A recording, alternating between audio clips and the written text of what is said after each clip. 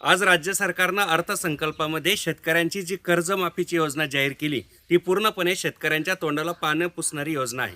कारण विधानसभेच्या निवडणुकीच्या आधी भाजपाने संपूर्ण शेतकऱ्यांचा सातबारा कोरा करू असं आश्वासन दिलं होतं. आज मात्र जी कर्जमाफी योजना जाहीर केली त्या योजनेमध्ये 2 लाखाची अट घालण्यात आलेली. शिवाय सप्टेंबर 2025 पर्यंत जे शेतकरी थकबाकीत आहे त्याच शेतकऱ्यांना या योजनेचा लाभ मिळणार आहे. 2 लाखाची अट, सप्टेंबर 2025ची अट, याच्यामुळे शेतकऱ्यांचा सातबारा कोरा होणार नाही. जे फळबाग उत्पादक शेतकरी आहे त्यांना एकरी 2.5 ते 3 लाख रुपये खर्च येत असतो. त्यामुळे त्यांना बँकेकडून क्रॉप लोन देखील 2 लाखाच्या पुढे मिळत असतं.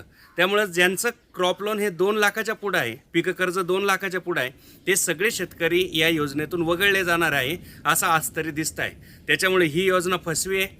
सर्व शेतकऱ्यांचा विचार ह्या योजनेमध्ये झालेला नाही. त्यामुळे निश्चितपणे या योजनेवरती आम्ही नाराज आहोत. शेतकऱ्यांच्या हातात काही पडणार नाही हे स्पष्टपणे दिसतं आहे.